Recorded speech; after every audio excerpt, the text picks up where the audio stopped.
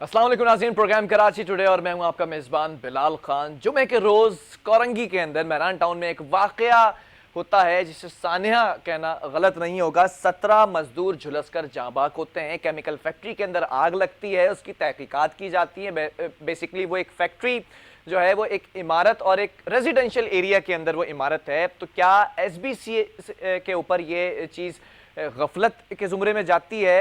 इसकी इंक्वायरी अभी तक कहाँ तक पहुंची है? तमाम चीज़ें इस वक्त तक क्लियर नहीं हो सकी हैं। इसी पर बात करना जो है वो मैं आज बेहतर समझूंगा, क्योंकि वाकई की जो जुडिशल इंक्वायरी है वो कब की जाएगी और ये जो 17 मजदूरों की जो तादाद आ रही है जो झुलस कर जाबाक हुए हैं, अब इनके वरसा को तो 10-10 लाख रुपए सिंध हुकूमत ने दे दिए हैं, लेकिन जिसकी गफलत है, जो मुजरिमाना गफलत मैं समझता हूँ कहना यहाँ दुरुस्त है, उसका खमियाजा कौन भुगतता है? एक आम इंसान, एक अवाम। इसी पर बात करेंगे। चीफ रिपोर्टर K21 न्यूज़ हमारे साथ ऑन कॉल मौजूद हैं, असद जैदी। असद, मैं जानना चाहूंगा ये जो वाकया होता है इसके पीछे क्या इन्वेस्टिगेशन सामने आई है कि कैसे हुआ ये? देखिए, बिस्मिल्लाहिर्रहमानिर्रहीम। बिलाल, सबसे पहले तो ये जो साने का लफ्ज आपने इस्तेमाल किया, बिल्कुल सानिया हुआ। और ये जो पूरा सानिया हुआ उसके पीछे जो मुहर्रिकात हैं उस पे एक एक करके नजर डालने की जरूरत है। सबसे पहले वक्त था सुबह 10 बजे का जब ये सानिया हुआ। जो वहां पे जो सुपरवाइजर थे मौजूद, जब हमारी उनसे बात हुई, उनका कहना था कि 10 बजे शॉर्ट सर्किट हुआ और उसके बाद ये BM लगेज बनाने की एक कंपनी जिसका नाम था BM लगेज, और ये बैग बनाती थी, प्लास्टिक के बैग। जो इनका मटेरियल है वो हाईली इन्फ्लेमेबल था। जैसे ही शॉर्ट सर्किट हुआ, बकौल उनके जो वहां सुपरवाइजर थे, तो आग भड़क उठी और फिर आनन फानन पूरी फैक्ट्री में आग लग गई। देखिए, इसमें सबसे अफसोसनाक अमल, जहां पर 16 लोग, इसमें जो अमवात हुई 16 लोगों की हुई। 17वें थे वो साहब जिनका घर बिल्कुल सामने था इस फैक्ट्री से, महज 30 फीट के फासले पर। और उनका जवान साला बच्चा काशिफ उनकी आंखों के सामने खिड़की से चिपक के और इस आग की नजर हो गया और वो कुछ ना कर सके और वो अपने बच्चे को देखते रहे जलता हुआ। तो चीखते चिल्लाते रहे बिलाल, किसी ने उनकी आवाज ना सुनी, कोई मसीहा वहां ना पहुंचा। और वो शख्स, काशिफ के वालिद, अपने औलाद को इस तरीके से अपनी नजरों के सामने जलता हुआ देखकर उनको हार्ट अटैक हुआ और फिर उनको हॉस्पिटल शिफ्ट किया गया। देखिए बिलाल, सबसे अहम अमर क्या है? कराची शहर की आबादी का रोना जितना मर्जी रो ले, जितनी भी है, क्या इस शहर को सहूलियात की जरूरत नहीं? क्या जो इदारे यहां बनाए गए हैं उनका मकसद महज सिर्फ करप्शन करना या करप्शन करवाना है? हमेशा जब भी कोई वाकया पेश आ जाए तो उसके बाद ही क्यों अरबाब इख्तियार के कानों पे कोई आवाज सुनाई देती है, उससे पहले उन्होंने अपनी कान क्यों बंद किए हुए होते हैं? अच्छा असद, एक एक सवाल यहाँ पर है। जब ये आग लगी है इस फैक्ट्री के अंदर, तो रेस्क्यू टीम्स नहीं पहुंची थी वक्त पर? फायर फाइटर्स नहीं पहुंचे थे वक्त पर क्या? बिलाल, मैंने वो मंजर अपनी आंखों से देखा है जब इंसानों के आजाद निकाल कर बाहर लाए गए जले हुए। मैं वो बयान नहीं कर सकता। आपने कहा फायर फाइटर्स नहीं आए थे क्या?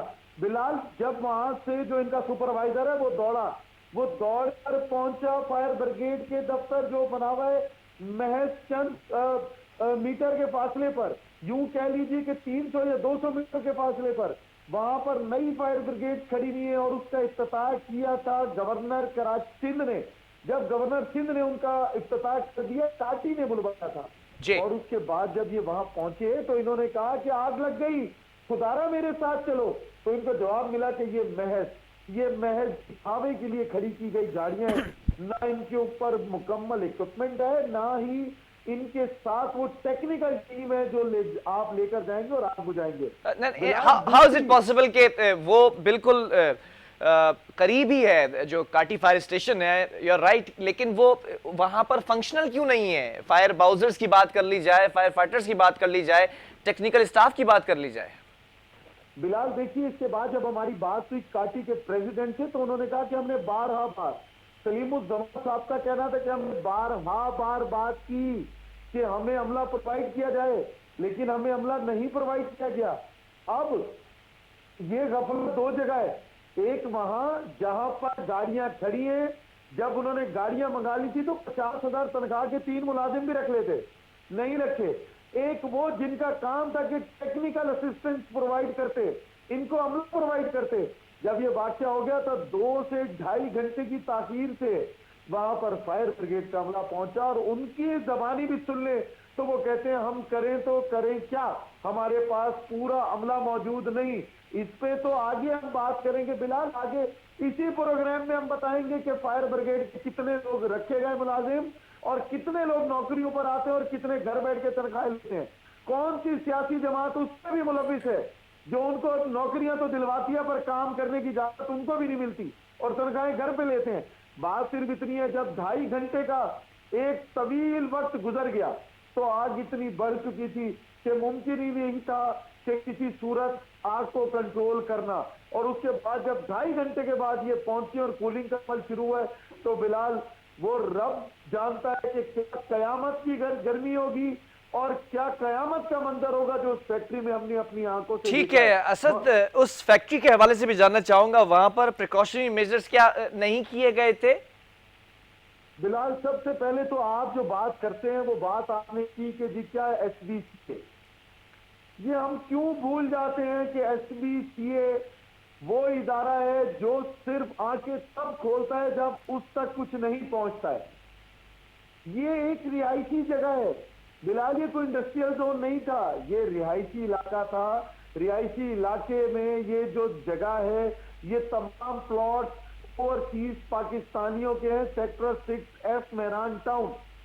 इसके बाद रेजिडेंशियल जगह पर टोटली कमर्शियल काम कर दिया गया, और फिर रेजिडेंशियल के अलावा एक इदारा है जिसकी जिम्मेदारी है जब कोई भी इंडस्ट्री लगती है तो उसके पास से भी वहां इंस्पेक्टर चेक करते हैं। हमने बात की सीपा की Bilal, SEPA Sindh environmental protection agency, इसको भी देखते हैं मुर्तजा वहाब साहब।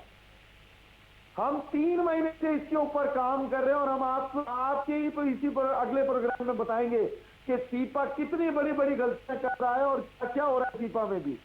इदारा बना देना और उसको ये ना कहना कि तुमने कोई काम भी करना है, एनओसी इश्यू करना, और ये देखे बगैर के क्या सामने जिस जगह की एनओसी इश्यू की गई है वहां पर वो तमाम चीजें मौजूद हैं जो रूल्स एंड रेगुलेशंस के तहत होनी चाहिए। जब हमारी सीपा में बात हुई, हमारी डीजी सीपा से बात हुई तो उनका कहना था रेजिडेंशियल एरिया है, तो वहां हमने चेक नहीं किया। हमारी डिप्टी डायरेक्टर सीपा से बात हुई तो उनका कहना था कि जी हम आइंदा ख्याल रखेंगे और हम आइंदा एसबीसीए को भी कहेंगे, हमारे इंस्पेक्टर्स उनको भी बुलवाएंगे।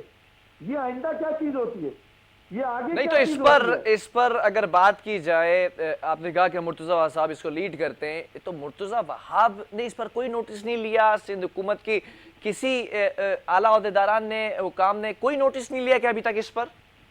अच्छा, ये सिर्फ मुर्तजा वहाब साहब की बात की, सईद गनी साहब को हम भूल रहे, वो मिनिस्टर किस चीज के, वो लेबर मिनिस्टर हैं और उनकी तबीयत खराब थी तो उनके साथ का कोई आता। आप तो कह रहे हैं नोटिस नहीं लिया, मुर्तजा वहाब साहब ने कहा हम आपको कल फाइंडिंग्स देंगे, आप फाइंडिंग सुन लें। फाइंडिंग्स वो है जो मीडिया पहले ही दे चुका था, हम पहले ही बता चुके थे। फैक्ट्री है, चारों तरफ से सील्ड है, जब गेट पर पहुंचे ये फाइंडिंग सुनिएगा, गेट पर पहुंचे तो गेट को ताला लगा हुआ था, अंदर कोई प्रॉपर वेंटिलेशन का इंतजाम नहीं था, आने जाने के लिए एक रास्ता था, कोई इमरजेंसी एग्जिट नहीं था, वही एक रास्ता जिससे नीचे उतर सकते थे, उसी पे आग लगी हुई थी। तमाम लोग उसमें झुलस कर अपने खाली के अबीबी से जा मिले, लेकिन खाली के खुदा के पास पहुंचते टाइम जो तकलीफ उन्होंने सही, इनमें से किसी एक ने भी वो मंजर देखा होता तो इनकी रातों की नींदें नहीं होती। अच्छा असद, ये जो आपने बात बताई कि जो फाइंडिंग्स हैं उसमें जो अहम दरवाजा है, मेन गेट है, उस पर एक ताला लगा हुआ था, ये क्या मामला है? बिलाल देखिए, जब लेबर अंदर चली जाती है तो लेबर का एक मखसूस काम है जो टोटल, देखिए ये तो अब हर जगह देखने की जरूरत है। जब लेबर अंदर चली जाती है तो ताला लगाते थे जी, बाहर से कोई ना, अंदर से कोई ना जाए। जब यही अमल यहां पर दोहराया गया तो उसके बाद हमने देखा कि फिर क्या वहां पर हुआ।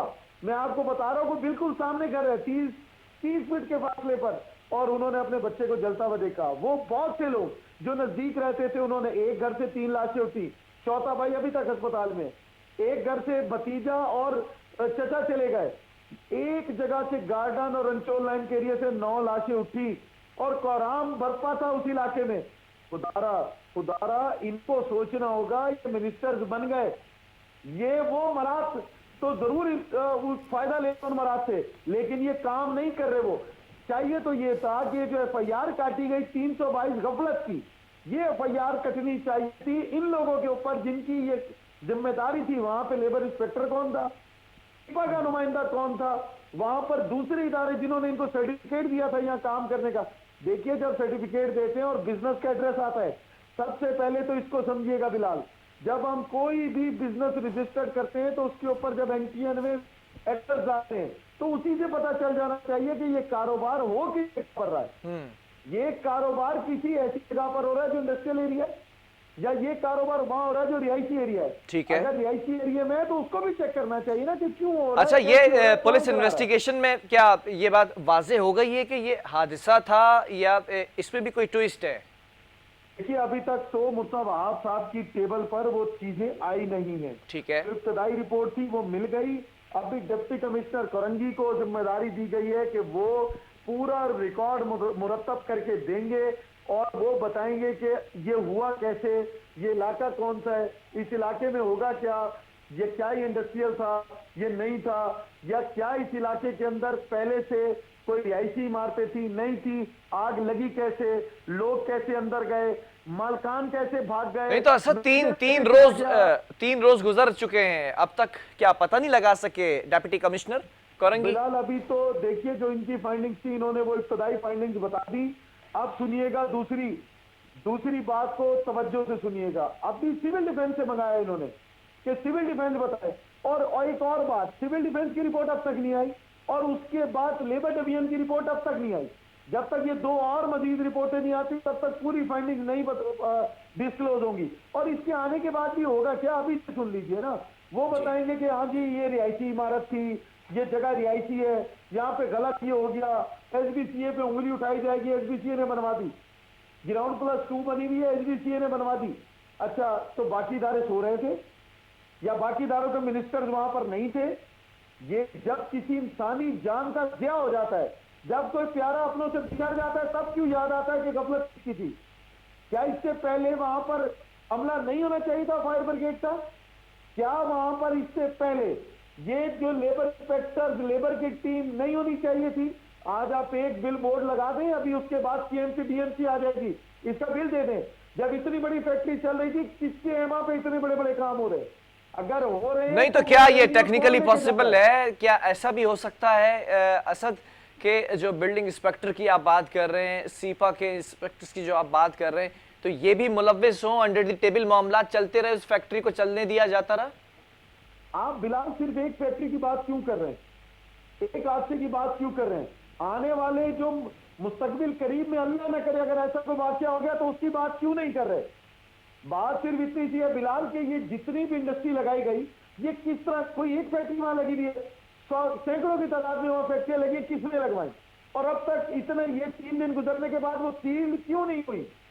वो डिप्टी कमिश्नर कोरंगी ने क्यों नहीं सील की? असद मुझे एक बात बताएं, कोरंगी एक इंडस्ट्रियल जोन है और वहां पर सैकड़ों की तादाद में फैक्ट्रीज मौजूद हैं। कितनी फैक्ट्रीज ऐसी हैं जहां पर एहतियाती तदाबीर को मलूज़े खातिर रखा गया है?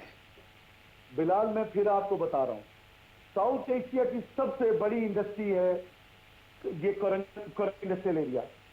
इसके बाद जिन अब इदारे होश पकड़ रहे हैं ना, अभी तो आपने झंझोड़ना शुरू किया, इदारों ने झंझोड़ना शुरू किया, 3 दिन में उनके प्यारे जिनके बिछड़ गए वो तो आज भी सड़कों में इंसाफ के मुंतजिर हैं, लेकिन उनको सिर्फ ये कहा जा रहा है 322 की एक एफआईआर काटी है मालकान के खिलाफ, मैनेजर के खिलाफ और वहां के सुपरवाइजर के खिलाफ, जिनका कसूर है उनके साथ क्यों नहीं काटी? ठीक है, मालकान का मौकफ क्या है इस पर? मालकान का मौकफ जानने की कोशिश की क्या? मालकान का मौकफ सिर्फ एक था, हमारी लीगल फैक्ट्री थी, हम इसका एनटीएन हमारे पास मौजूद है, हम टैक्सेस प्रॉपर भर रहे हैं, हर इदारे की हमारे पास एनओसी मौजूद है और ये शॉर्ट सर्किट थी, हम कुछ कर ना सके।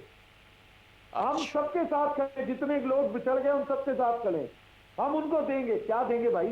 जिंदगियां लौटाएंगे, प्यारे अपने प्यारे लौटाएंगे, या अपने घर से कोई प्यारा दे देंगे। ऐसा नहीं है बिलाल, ये जो इदारे यहाँ बैठे हैं ठीक है। जिनका काम है इसका सद्देबाब करना, अगर वो सद्देबाब नहीं कर सकते तो इनको ये इदारे बंद कर देने चाहिए, ठीक है ये सर। मिनिस्ट्रियां छोड़ देनी चाहिए, ये मुशीर जितने रखे हैं इनको हटा देना चाहिए। ये एक और बोझ है पाकिस्तान के खजाने के ऊपर बिलाल। ठीक है। आज लोग चले जाते हैं और उसके बाद सिर्फ फातिहा और अफसोस की बातें, हर सियासी जमात आकर बात करती है फातिहा और अफसोस की। इनको इंसाफ कौन दिलाएगा? और अगर सिर्फ 322 गफलत की एफआईआर काटनी है तो फिर हर शख्स इसी तरीके से बेहतियाती करेगा और लोगों की जानों से खेलेगा, क्योंकि उसे पता है कि यहाँ पर 322 से ज्यादा उसके खिलाफ कार्रवाई होगी नहीं। ठीक है असद, बहुत शुक्रिया इस हवाले से बखूबी आगाह करने के लिए। Chief reporter K21 news Hasan Zaidi तमाम सूरत हाल से आगाह कर रहे थे। जुमे के रोज़ ये सानेहा बरपा हुआ और उसके बाद फिर अब तक जो फाइंडिंग्स हैं वो बेहतर तरीके से सामने नहीं लाई जा सकी हैं। अब देखना यह है कि इस इंडस्ट्रियल जोन के अंदर कितनी फैक्ट्रीज ऐसी हैं जहां पर एहतियाती तदाबीर को बखूबी जो है वो मलूज़ खातिर रखा गया है, और इसके ऊपर गफलत किसकी है, किस डिपार्टमेंट की, अब देखना यह है। वक्फा लेंगे, इसके बाद कुछ तालीमी इदारों के हवाले से और लॉकडाउन की सूरत हाल के हवाले से भी बात की जाएगी।